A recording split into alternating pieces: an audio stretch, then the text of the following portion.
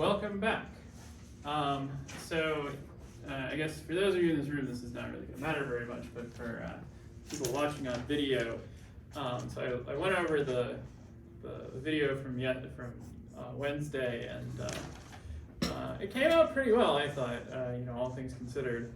Unfortunately, the sound quality is not great. I mean, that's probably because I am talking in an N95 mask, which, but can't really be helped these days.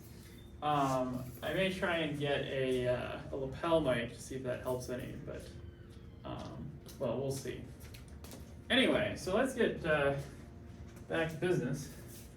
And so where we stopped last time, what it says in my notes, is that so what we were doing is we were talking about how we can produce maps to projective space using line bundles. And so the idea is that, a map, let's be specific, a morphism from X. So I say morphism here to distinguish from a birational map, or a rational map, which might not be defined everywhere. A morphism is going to be, a morphism in the category of schemes, which will be defined on all of X, and will map us to some projective space, just say Pn, and this is going to corresponds to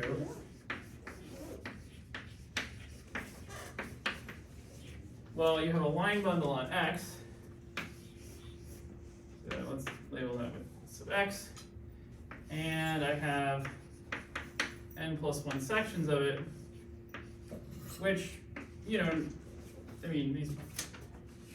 these aren't independent, then you'll just get some, it'll just map through some subprojective space.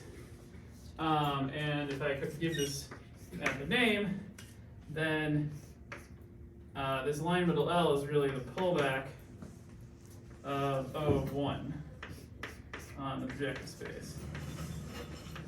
Let's say it's isomorphic. Okay, and so the idea is that any morphism projective space you can write down as a line bundle and a bunch of sections that generate the line bundle. But if you want something more general, if you don't care that your morphism is defined everywhere, then you can loosen this a bit and say, okay, well, sometime for a rational map, which is defined on some open set,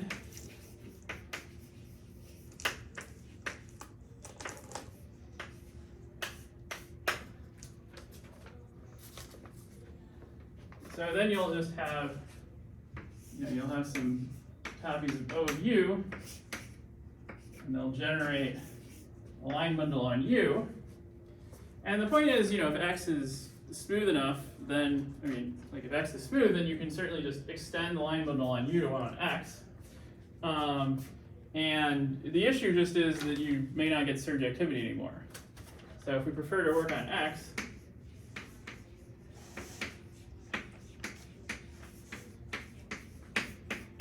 we can have some copies of OX mapping to LX, and this is surjective where the map is defined.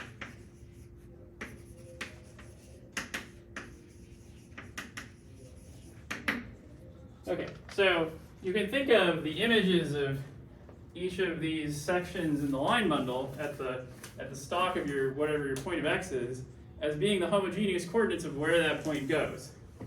And the map fails to be defined exactly when those homogeneous coordinates are all 0, because that corresponds to no point of projective space.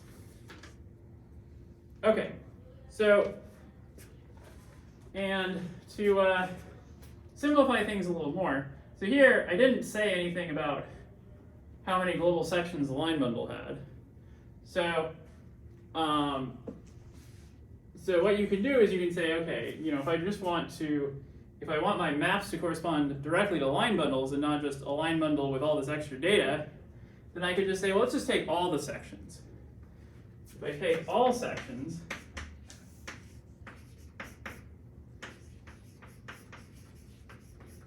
then the situation I'm in is I'm looking at the vector space of global sections of the line bundle tensored with the structure sheaf, and then that maps to Lx, and then, this will, you just get a map defined on the empty set if this is 0, but if this is non-zero, then you get a well-defined map on some open subset of X, the open subset where these sections generate the line bundle that they're sections of. Okay, so that's kind of the bird's eye abstract view.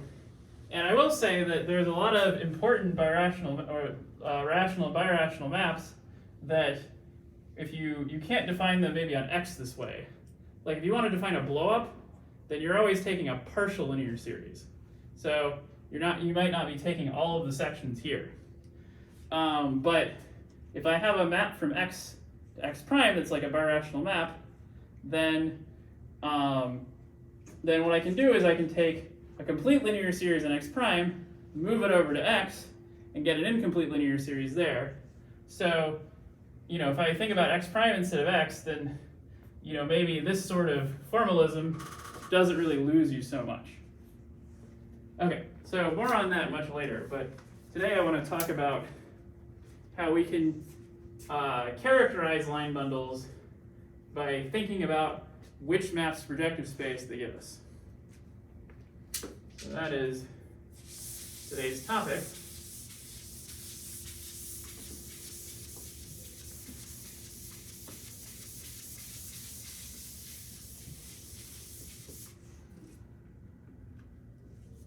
Okay, so another thing that's helpful to do to just kind of simplify our analysis here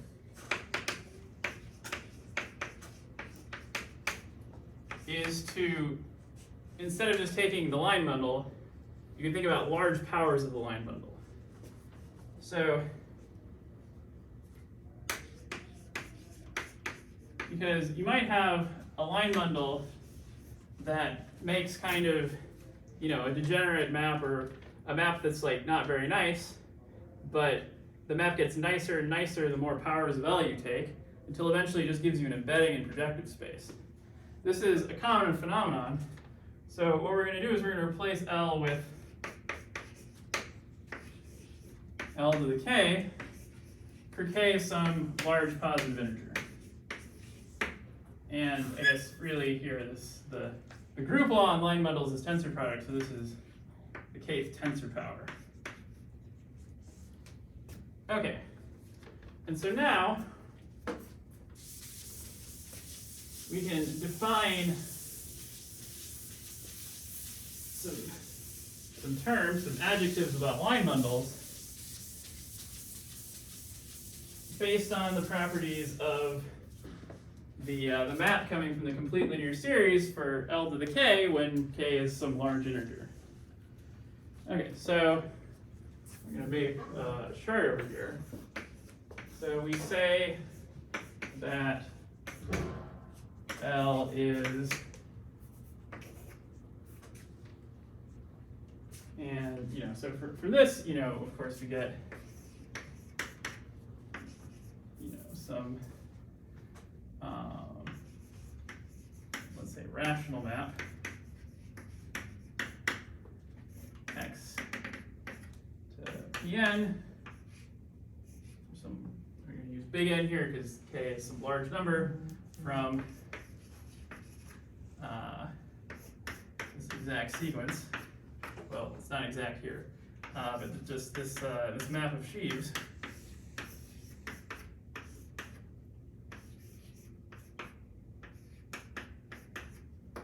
Okay, so define some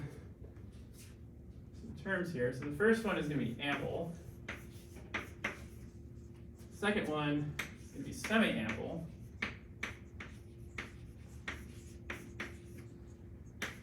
Third one is going to be big, and the final one will be nef.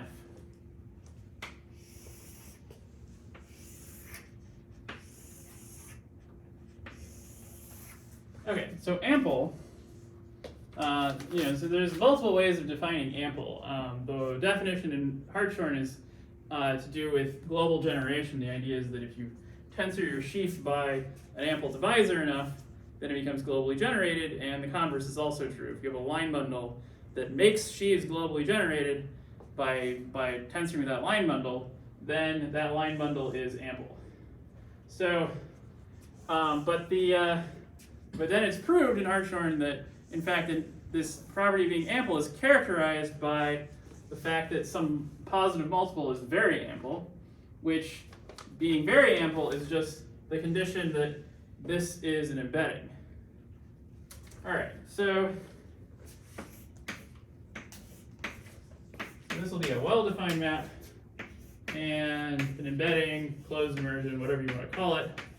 It just exhibits our variety X as a closed subvariety of the projective space. Okay. On the other hand, we can weaken being an embedding just to being like, well, I was really worried about whether this map would be well defined, and we can just say, well, what if it's just we just want it to be defined everywhere? So this is a regular map, or morphism, let's say.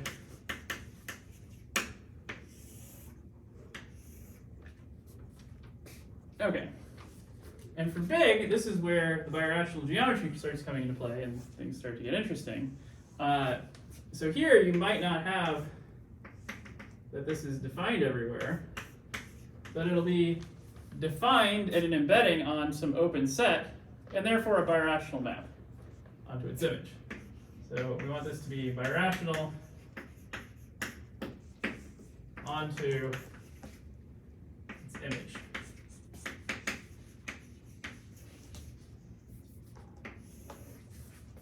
Okay, and then finally Nef. Well, all of these look very similar. I'm going to write something that doesn't look like any of these, but we'll see how it relates to the other entries in this table in a bit.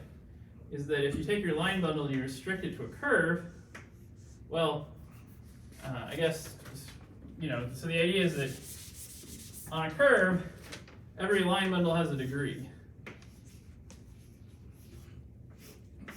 The idea being, like, if your curve were P1, all the line bundles are O of 1, O of 2, O of n for some n. And on higher genus curves, it doesn't quite work like that. But topologically, if you look at the first Chern class of the line bundle, or you just look at the locus where it vanishes, it's some number of points. The degree is that number of points. Okay, so this has to be greater than or equal to 0 for every curve C on X. And this could be, singular curves, but you can still define this intersection number.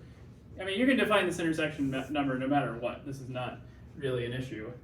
Sometimes intersection theory gets a bit tricky, but here you can make all these definitions. So we have, three nice things that sort of fit into this formalism, and then you have Nef, which looks a little different.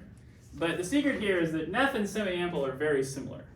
So in particular, if a divisor is semi-ample, it has to be Nef. And what we would really like to be true is that these are the same, but it's just not always the case. So I guess a word on where all this terminology comes from. So ample, something is ample if it's sort of like, if there's enough of it, right? And so this is saying, well, there's enough sections if you go up to, make all these good things happen, like global generation, cohomological vanishing, embedding into projective space. That's kind of the most geometric one, so that's the one I prefer to use as kind of like my thought process about this. And then semi-ample, it's like, well, it's almost. So big is just saying, well, it's, the line bundle has a lot of sections, it's large. This has the alternative definition of, you can, instead of looking at the map, you can look at the growth rate of sections of this line bundle. If it has the highest possible growth rate, if it grows like a polynomial whose degree is the dimension of x, and it's big. That's an alternative definition of this term. And then nef, well, this one has kind of a funny history. So what I believe the history is that this was originally where I think you'll hear a lot of people refer to nef as numerically effective, which is kind of misleading terminology because there's a term pseudo-effective that's really a divisor is pseudo-effective if it has the numerical properties that would allow it to be effective. But on a curve, that coincides with nef. Eventually, I think somebody backronymed this to numerically eventually free, which semi-ample is what's eventually free, that the linear series doesn't have any base points as you take multiples of it.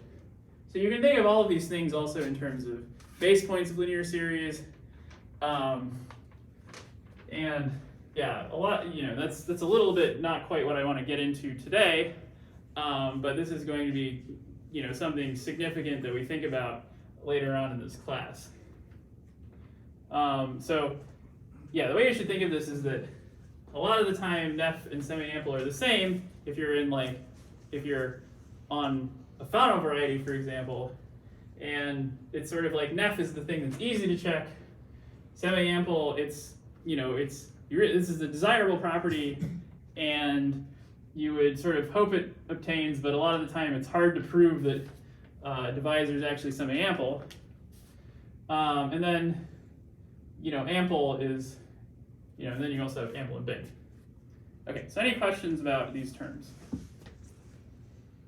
Yeah, just so I understand notation going forward, we always are going to be replacing L with L to the K implicitly, just so that we get a map. Is that what I'm? Like if you say that this line bundle is big, that means that that means if I take a suitably big power of it, yeah, that's right. Then I get this. Let's see. In practice, I guess it depends, because I think a lot of the time you are kind of going up and saying, oh yeah, I'm going to replace this with a line bundle that's large enough that I get the properties I want when you're doing birational geometry. I guess to answer your question, all of these notions are stable under scaling. So, and so, I defined them that way, but any way you define these, it's going to be stable under scaling. I think in particular for big and ample, I don't know that there's really a way to define these that doesn't implicitly involve scaling the line bundle in some way. Because it's like, no matter what definition of ample you take, it's like, there's some power of this that does blah. Yeah. Right? I think all three definitions, if you take this one, the cohomological one, and the global generation one, they have that property. Let's see. And then for nef, it's kind of clear that this inequality is going to be unaffected by scaling the line bundle up and down. But I'll try to be explicit about, I'm replacing this line bundle with, an arbitrarily large power because, sometimes you do care about how far you've strayed from what you started with. So I'm not going to just, and it is kind of sloppy to say, L is now L to the K, but you know how it is. Sometimes this happens when you're writing down your proof that, this thing, the simplifying assumption just kind of, we made it automatically. But I'll try to be as explicit as possible when, I'm talking in here. Okay, so far we've been talking about line bundles, which, this is nice, but it's kind of, for me, line bundles on algebraic varieties are not always so easy to visualize. So instead I think about divisors. And so divisors, which I'll define in just a second, can give you a nice, really geometric way of thinking about all of this. Okay, so there's a divisor viewpoint.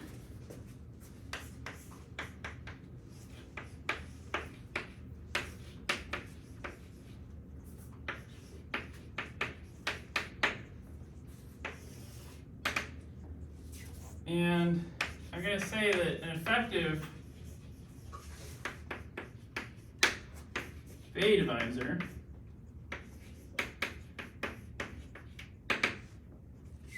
on X is a finite, non-negative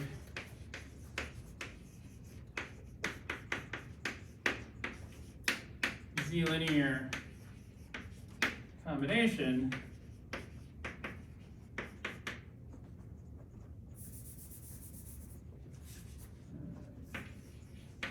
I'll just write, combination of codimension 1 subvarieties of X. Okay, so the definition here, it sort of seems a little complicated, but this is really like not, it's really a pretty simple idea, is that, let me just draw kind of a picture for you.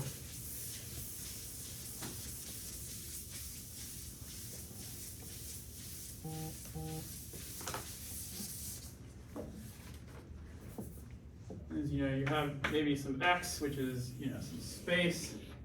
And then, here, notionally, like, you have a two-dimensional space, say, and then, I have some codimension 1 things inside there, which, as algebraic geometers normally do, we kind of, we draw the real picture, even though everything's happening over the complex numbers, so you should really think of this as like, in terms of reals, this is a fourfold, but, it's just kind of a sketch.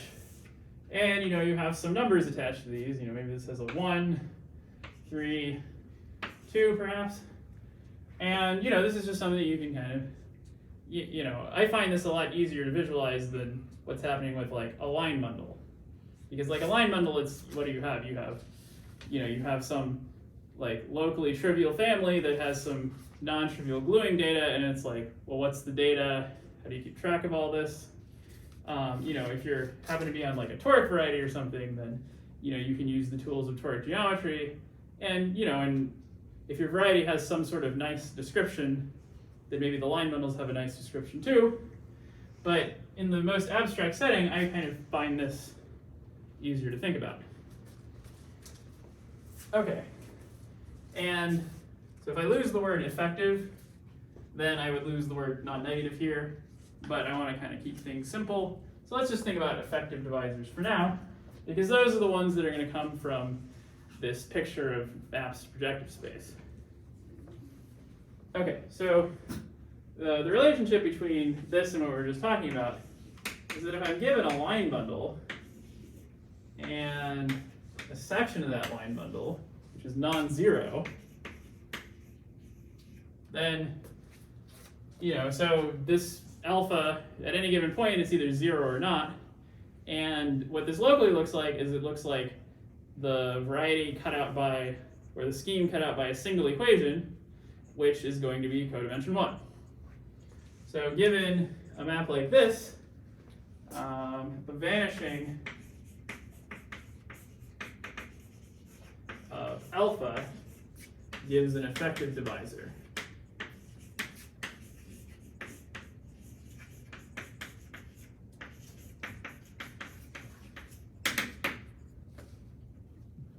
Okay, and so let's do an example. So yeah, I guess I could probably get away with go ahead and erasing this, because I mean this is really the definition there, right? It's that picture.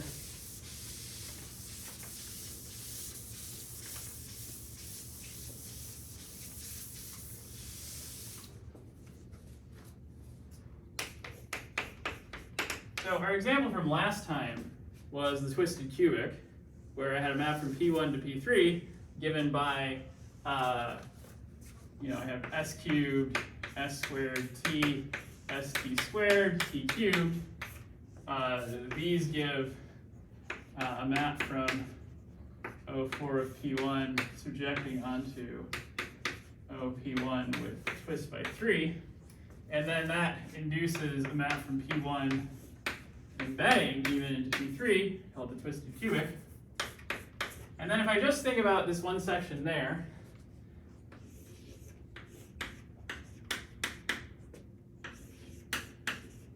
then if I look at the vanishing of this, I can think of, S and T, so one of those vanishes at 0 and the other one vanishes at infinity. And so what happens is I get,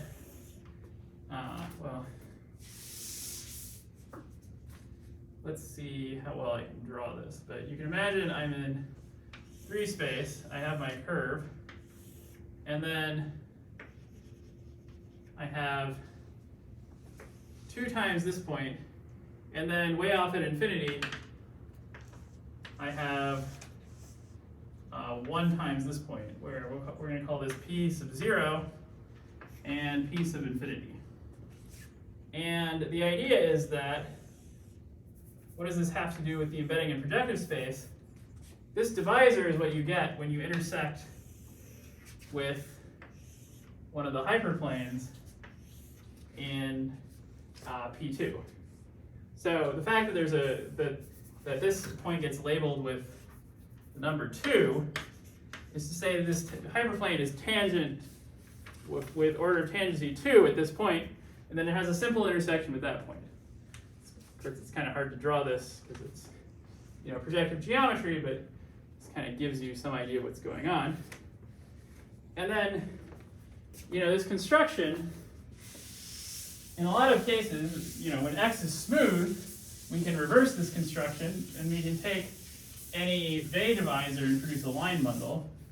In general, divisors that you can produce a line bundle from are called Cartier divisors, and singularities can make it so that these two are different. So this is something that, again, is going to play an important role for us later, but for today I want to keep things simple, and for today every divisor is going to be Cartier. So what's the procedure for going back? Well, given some sum of say d is equal to the sum ai di divisor on X, which is smooth, I can write down O of D, whose local sections are of the following form. So on an open set U, the sections of this are just going to be rational functions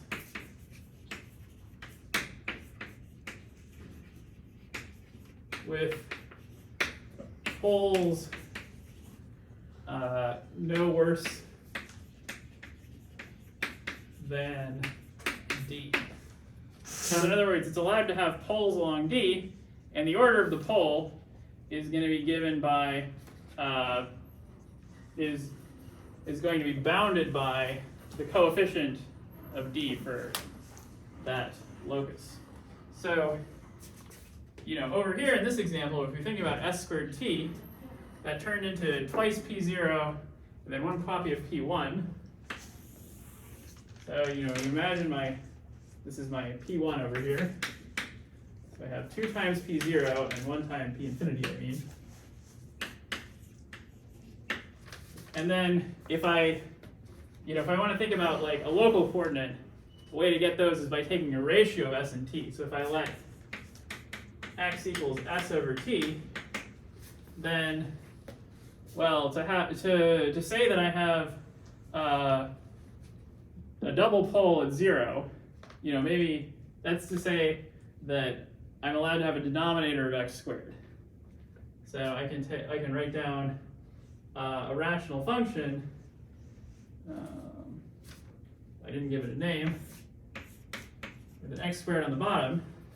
And then to have a pole of order 1 at infinity is to say that I have that the degree is going to be, the degree of the rational function is at most 1. So that means I'm allowed to have a cubic on top. So I can have any cubic I want on top, which is going to give me a 4-dimensional space of sections, which is exactly given by, up to, once you change coordinates, it's exactly given by these. But for example, I could take something like x cubed minus 1, and then I would have, poles would be at 0, infinity, and this one has order 2. And then the zeros would just be the zeros of this polynomial, namely the third roots of unity. So we'd have 1 omega squared. Okay, so this is how you go from divisors back to line bundles. And the way you understand these divisors in terms of the embedding is that the divisors you get in your linear series from your embedding are just given by pullbacks of hyperplanes. Or you can just think of that as I just take the hyperplane in Pn and I intersect it with my x and see what I get. It's always going to be something codimension 1, and then you're doing the intersection with multiplicity. So if you're tangent along some part, then you're going to have order 2, or maybe more. And this is the sort of thing that you can calculate using local algebra.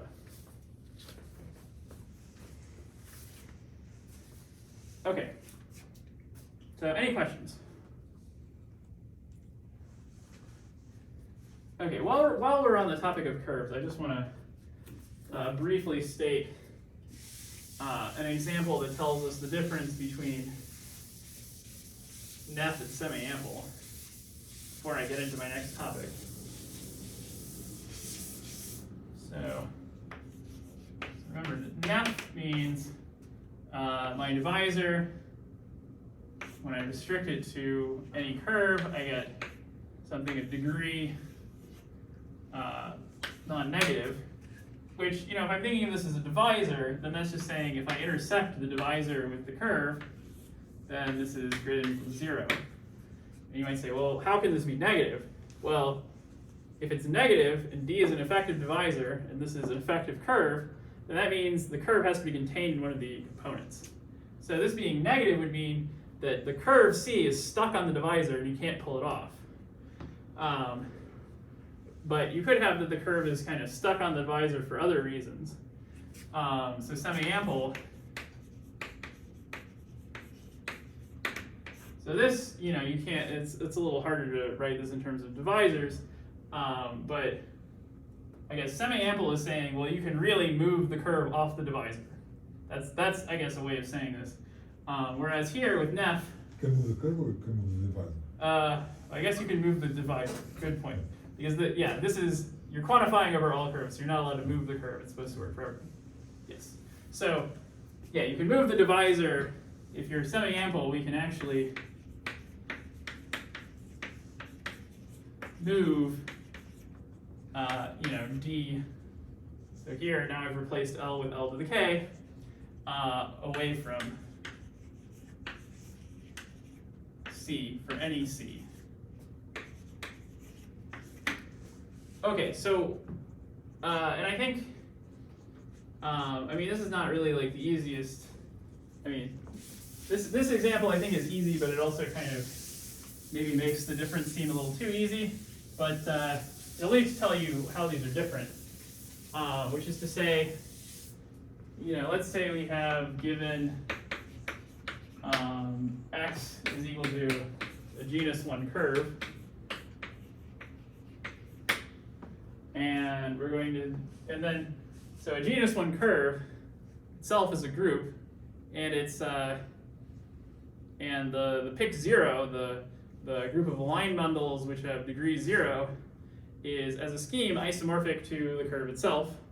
And then you have to pick a base point, etc., to make this into a group scheme, aka an elliptic curve. But the idea here is if I take some L in pick 0 of x, and then I can,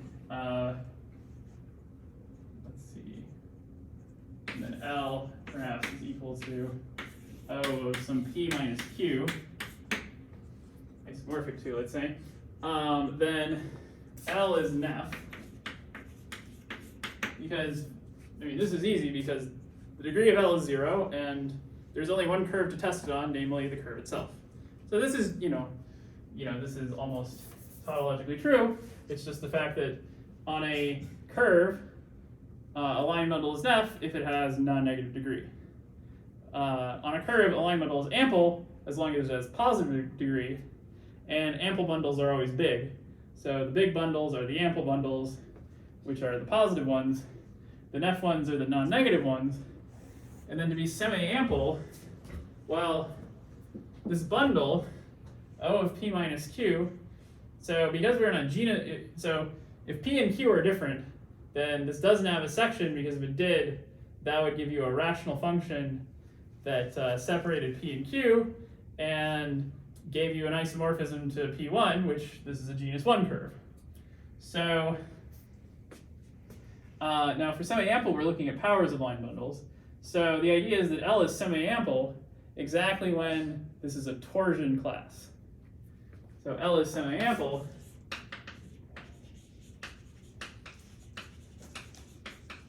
if and only if L is torsion in pick 0, which is to say that L to the K is the trivial line bundle for some K greater than 0. And of course you can use this to cook up line bundles which are not semi-ample, because we're working over the complex numbers, and you could work out, well, what are the torsion classes? It's going to be some countable thing, and then the points are uncountable, so you just kind of, if you pick 2 at random with probability 1, you're going to get a nef class which is not semi-ample. Okay, so now in the last 15 minutes, I want to go over some examples talking about cones of effective divisors.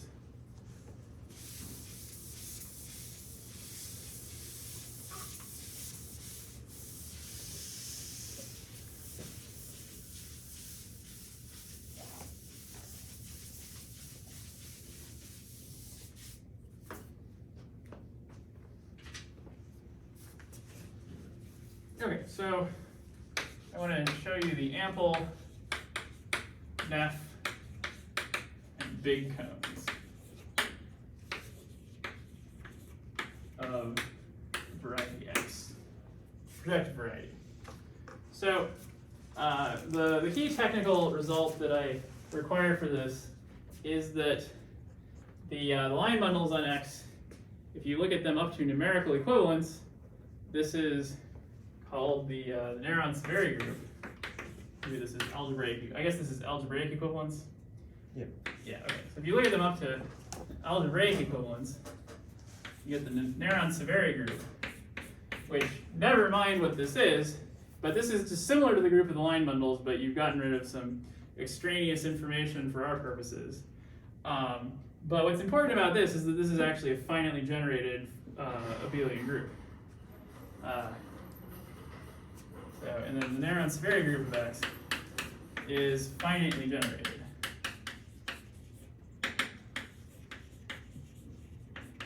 And so that's what's important about that is if I then think next about the R classes in the Néron-Severi group, which is just, I take the Néron-Severi group and I tensor with R, this is a finite dimensional vector space. So this is R to some power, some R to the D. And then now I have a vector space, and I can talk about cones in that vector space. Okay, so let's see. So in my notes, I had something which I won't write on the board. I'll just say out loud, which is that so certainly just by the definition of how we define these things, if you have an ample class somewhere along an array, the entire array is ample. But in fact, if you have 2 rays, then anything between the 2 rays, any convex combination of those 2 rays is also ample. And the same goes for nef and big. For ample, you can justify this just by thinking about how, 1 gets you an embedding into one projective space, the other gets you an embedding into another projective space. And then if I take the product, that embeds me in the projective space given by the tensor product of the 2 vector spaces used the projectivization of. And so this is the Segre embedding, and then this corresponds to some point along ray 1, this is some point along ray 2, and then the average of those 2 can get you any ray in between. at least for rational values. And then, well, I'm going to kind of sweep under the rug our extension to the real numbers. But, you know, it's a lot easier to visualize a cone in the real numbers than in the rational numbers, because it's like, the rational numbers are like, you know, they're kind of sparse, right? I mean, they're dense in the real numbers, but there's a lot of stuff missing. Okay, so that's just to point out that all of these classes give you cones. So the ample net big divisors all, or let's say each, form a convex cone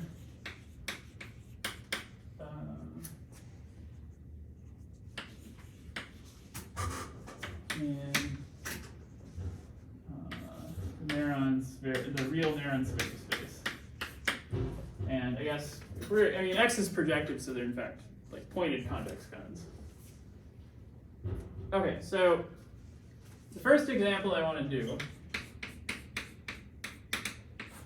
is I want to take X to be the blow up at a single point of P2. Okay, so the idea here is that so P2 has a one-dimensional Néron's vary space because all the line bundles on P2 are generated by the tautological bundle. So that means the Picard group itself is generated by a single bundle. So is the Néron's vary group.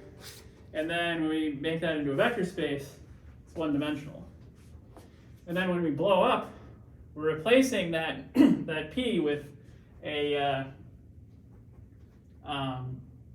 new divisor, which gives us a new independent class in both the Picard group and the Néron's vary group.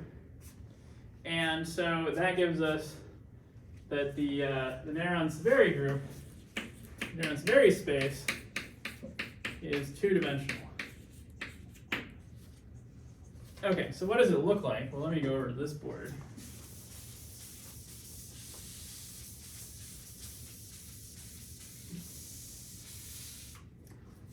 And so we'll say, okay, so what classes do we have? So we have, I can write this as being generated by the class, I'm going to call this H, where H is equal to the pullback of the hyperplane. Well, actually, let me do it the other way around. I'm going to say that L is the pullback of the hyperplane H on P2. And then E is the exceptional divisor. So this is, under the blowup, this is the pre-image of the point. So the idea is, like last time, you start with your P2, and then you want to make the slope of lines to the origin into a well-defined function. And so you get you can think of this as like the overhead view of a spiral staircase, and then the staircase itself is the blow-up.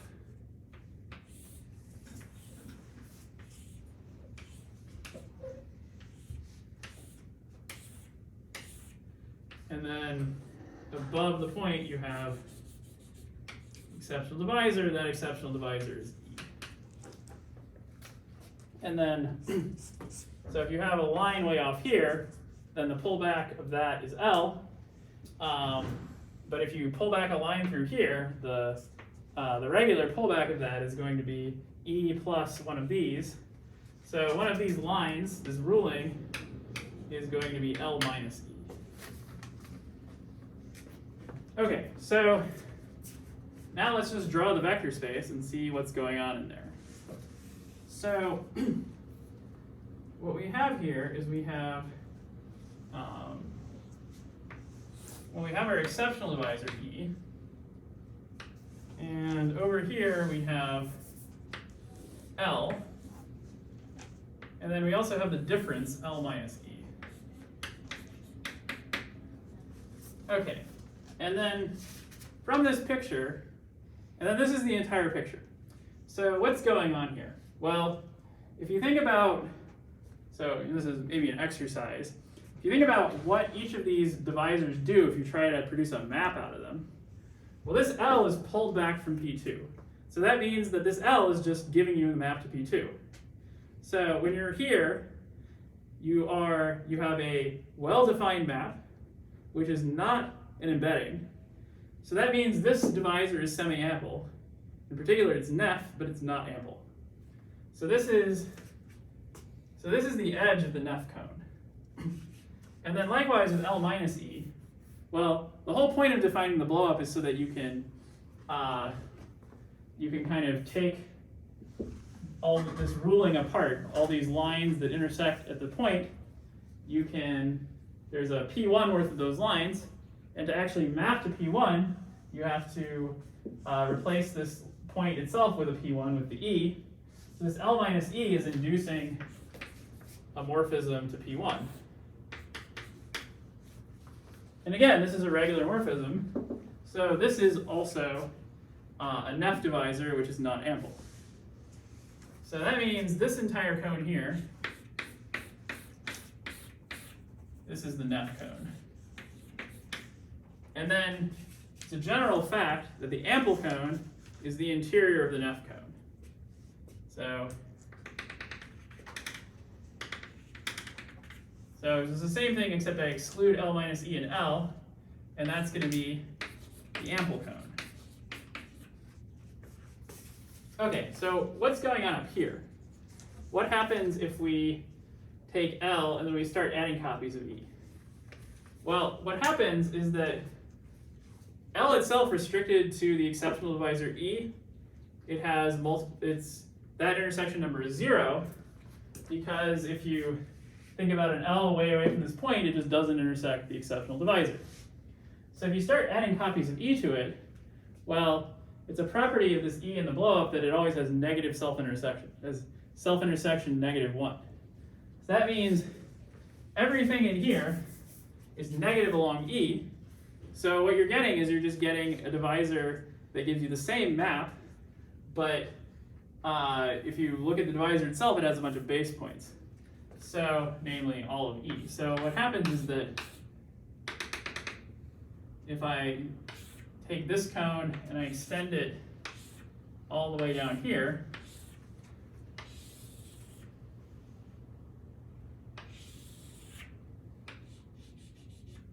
let's see. So what's happening is, like, once you're up here, the linear series has base points along E, so it doesn't define a mapped projective space except away from E. Now it turns out, because the locus where it's bad is a single divisor, that you can just sort of correct it to this one. But if the locus where it's bad is not divisorial, if it's like a line, like a curve in a threefold, then that won't occur anymore. So the diagonal lines, everything in there, that gives me the big cone. The big cone is everything except the edges. It's just the interior of all of this stuff, and the entire thing is called the pseudo-effective cone. Okay, so I am out of time. I think, so next time I think it's really useful to see the example with where you blow up 2 points, which I'll do next, because that really gives a flavor of what's like happening, as you vary the divisor, etc. So I'm going to stop here for today, and we'll pick up next time with that example.